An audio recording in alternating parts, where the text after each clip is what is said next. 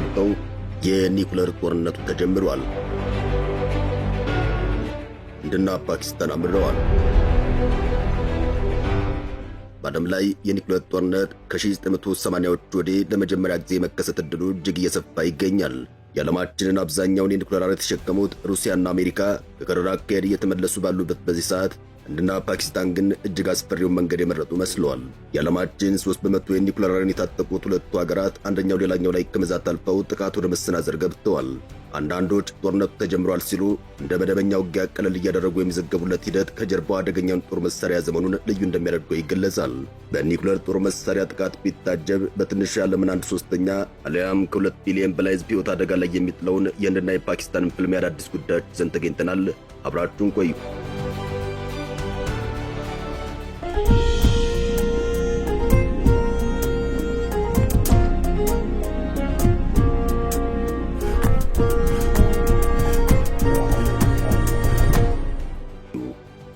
በ1947 ሴረኛዋ ብሪታንያ በብዙ የዓለም ክፍሎች እንዳደረገችው በደቡብ ኤስያም የመከፋፈል ፈንጇን ጠምዳ ነበር የወጣችው። የቀድሞ ቀኝ ተገዥዋ ህንድ ወደ ሁለት አገርነት በመቀየር አካባቢውን ዘላለማዊ ቁርሾ ስፍራ እንዲሆን ማድረጓም ብዙ መቋሰልን አስከትሏል። በክፍፍል ሂደቱም አንደኛው ሀገር ሙስሊሞች የሚበዙባት ፓኪስታን ሆና ስትወጣ፣ ሌላኛዋ ደግሞ የሂንዱ እምነት ተከታዮችን በብዛት በመያዝ ህንድ በሚለው ስያሜ እንድትቀጥል ሆኗል። በወቅቱ ታዲያ ካሽሚር የምትሰኘው ግዛት ላይ ዕጣ ፈንታዋ ላይ ውሳኔ ሳይሰጥ መታለፉ በወራት ውስጥ አካባቢ በግጭት እንዲናጥ ምክንያት ነበር። የሂንዱ እምነት ተከታይ የነበረ የካሽሚር ግዛት አስተዳዳሪ አካባቢው ወደ ህንድ እንዲጠቃለል ቢፈቅድም ስምምነት ላይ ባለመደረሱ የመጀመሪያው የህንድና የፓኪስታን ፍልሚያ አንድ ብሎ ፈነዳ። እነሆ አሁን ከ70 ዓመታት በኋላ በታሪካዊ አጨቃጫቂ ስፍራ ነገሮች በድንገት ተቃይረው መንፈስ ሁሉ የጦርነትና ደም መፋሰስ መንፈስ ያዘለ ሆኗል። ወታደራዊ ተሽከርካሪዎች ወደ ድንበር በብዙ ቁጥር እየተርመሰመሱ ይገኛል። ተዋጊ ጀቶች በሰማይ ላይ ሲያንዣብቡ እየታዩ ሲሆን ተመትተው የወደቁበት አጋጣሚም ተፈጥሯል። ፍልሚያው ከተጀመረ ነገሩ እጅግ የከረረ እንደሚሆን የሚገልጽ ዘገባ ሲሰሩ የሰነበቱ የቴሌቪዥን ስክሪኖች በጦርነቱ ምስሎችና ወሬዎች ተጣበዋል። የሁለቱ ተፋላሚ ሀገራት አመራሮች ለየትኛውም ወታደራዊ እርምጃ ከባድ አጸፋ እንደሚሰጡ በመናገር ሁኔታውን ይበልጥ እያከረሩት ይገኛል። በሁለቱ ህዝቦች በተለይም በፓኪስታንያን ዘንድ ከአመራሮቹ ግፋ በለው የተቃረነ ምልክታ እንዳለም ለማወቅ ተችሏል።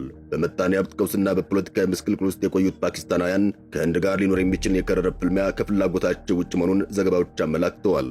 በኢስላማባድ ዩኒቨርሲቲ ከጦርነት ይልቅ ወሬ በዋጋ ግሽበት፣ ስራ አጥነትና የፖለቲካ ለመረጋጋት ላይ ያተኮረ እንደሆነም ለማወቅ ተችሏል። የሀገራዊ ስሜታቸው ከፍሎ በሚታይ ፓኪስታናውያን ዘንድ ጦርነቱ የማይፈለግ መሆኑን በጉዳዩ ዙሪያ የተሰሩ ትንታኔዎችም በሰፊው አመላክተዋል። ሀገሪቱ በምጣኔ ሀብት ፈተናና ፖለቲካ ለመረጋጋት ምክንያት ተዳክማለች ስትል አንዲት በኢስላማባድ የምትገኝ የ25 ዓመት የዩኒቨርሲቲ ተማሪ ለኒውዮርክ ታይምስ ጋዜጣ ተናግራለች። በማኅበራዊ ትስስር ገጾች ህንድን በጦር ቀስቃሽነት በሚያሳዩ ልጥፎች ዙሪያ ፓኪስታናውያን ስቆ ከማለፉ ውጭ የከረረ እይታን ሲያንጸባርቁ አይታዩም ተብሏል። ለብዙዎቹ የሀገሪቱ ነዋሪዎች ከህንድ ጋር ሊኖር የሚችል ፍልሚያ በሀገር ውስጥ ያለው ዘርፈ ብዙ ችግር ላይ መዋል ያለበትን ትኩረት የሚሰርቅ ተደርጎም እየታየ ነው ተብሏል። ይህ በእንዲህ እንዳለ ግን የፓኪስታን ወታደራዊ ኃይል የአገሪቱን ዳር ድንበር ከመጠበቅ ባለፈ ከመጋረጃ ጀርባ ፖለቲካውን ሲዘውር መቆየቱን ዘገባዎች ያወሳሉ። ጦሩ በተለምዶ በህዝብ አመኔታ ያለውና ከህንድ ጋር የነበረውን ተደጋጋሚ ጦርነት ጨምሮ በአብዛኞቹ የቀውስ ጊዜያት አንድነት ፈጣሪ ተደርጎ ሲታይ የከረመም ነው። በ2019 እንደ አውሮፓውያን አቆጣጠር በሁለቱ ሀገራት መካከል አገረሽቶ በነበረው የካሽሚር መፋጠጥ የፓኪስታን ጦር ህዝባዊ ስሜት አኑሮት እንደነበር አይዘነጋም።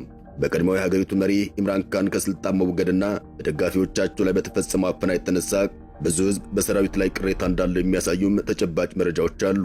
በአንድ ወቅት ከሀገሪቱ ሰራዊት ጋር ከፍተኛ ቅርበት የነበራቸው ካን ከጄኔራሎቹ ጋር ቅሬታ ውስጥ መግባታቸው ከስልጣናቸው ለመፈንገላቸው ምክንያት እንደነበር አይዘነጋም። በምዕራባውያን ይጠሉ የነበሩት መሪና ደጋፊዎቻቸው ላይ የተፈጸመው ነገር የሀገሪቱ ጦር ሰራዊት በዚህ ወሳኝ ሰዓት የህዝብን ቅቡልነት እንዲያጣ ሊያደርገው ይችላል የሚል ፍራቻ ያስከትላል። የፓኪስታን ወቅታዊ ጸጥታ አስተማማኝ ለመሆኑ ሲነገር በተለይ በምዕራባዊ ድንበር በኩል በተለያዩ ታጣቂ ቡድኖች አማካኝነት አዲስ ጥቃት ሊከፈት ይችላል የሚል ስጋትም አለ። የአገሪቱ የገንዘብ ሚኒስትር ከህንድ ጋር ያለው የጦርነት ጉሰማ አካሄድ ምጣኔ ሀብቱን ይበልጥ አደጋ ላይ እንደሚጥለው ያመነ አስተያየትን ሰጥተዋል። ሁኔታው በፓኪስታን ቁጥጥር ስር በሚገኝ የካሽሚር ክፍል በሚገኙ የሀገሪቱ ነዋሪዎች ላይ ይበልጥ ጫና ማሳደሩ አይቀሬ እንደሆነም ዘገባዎች እያመላከቱ ይገኛል። በጎብኚዎች መጥፋት እጅጉን ገቢ ርቆት የነበረው ስፍራው አሁን ላይ ደግሞ የጦርነት ወላፈኑ ዋነኛ ገፈት ቀማሽ እንዳይሆን ያሰጋል። በሌላ በኩል ብዙውን ጊዜያት ከመጋረጃ ጀርባ የከረሙት የሀገሪቱ ሰራዊት ዋና አዛዥ ሰይድ አሲም ሙኒር ዳግም ወደ አደባባይ ብቅ ማለታቸው ትኩረትን ስቧል።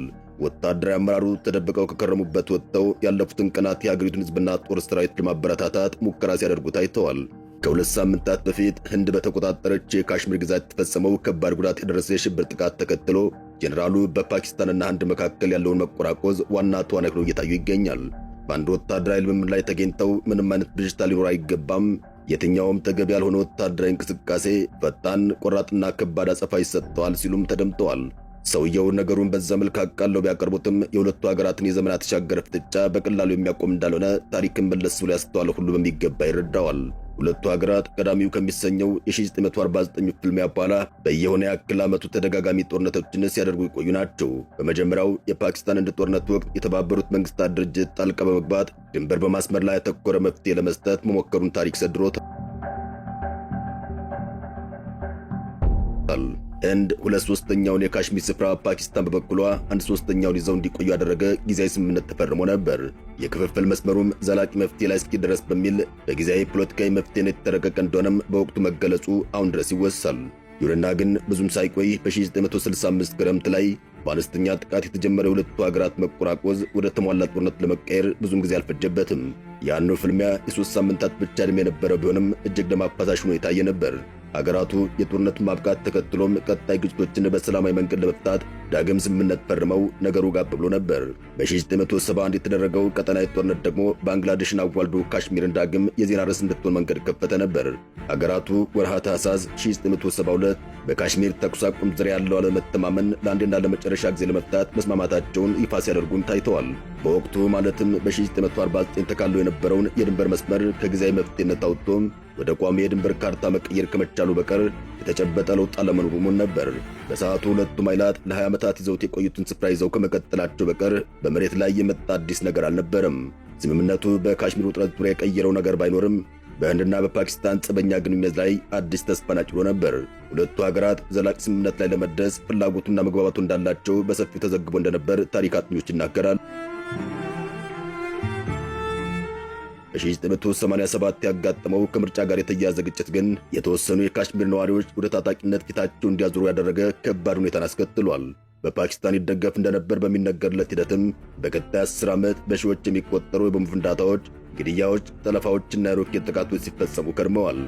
የፈረንጆቹ ሚሊኒየም መጥፋት ተከትሎ ነገሮች እየለዘቡ ቢሄዱም የሽምር ውጊያው በፓኪስታንና ህንድ መካከል ያለው ግንኙነት ይበልጥ እንዲሸረሸር ምክንያት ሆኗል። ይህ በእንዲህ እንዳለ ግን በአዲሱ ሚሊኒየም መባቻ ዋዜማ ላይ ሁለቱ ሀገራት ዘላቂ ስምምነት ላይ መድረስ መሻት እንደሚፈልጉ በተለያዩ መንገድ ሲገለጽ ቆይቷል። ያኔው የፓኪስታን ጠቅላይ ሚኒስትር የህንድ አቻቸውን ለዲፕሎማሲያዊ ጉብኝት ተቀብለው ማነጋገራቸውም ያልተጠበቀ ነገር ነበር።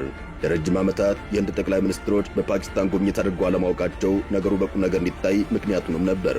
ይሁንና ግን ቀድሞ እንደተፈራው ሁለቱ ሀገራት ዳግም ጦርነት ውስጥ ገብተው ካሽሚር የትኩረት ማዕከል የሆነበት ሁኔታ ተፈጥሯል።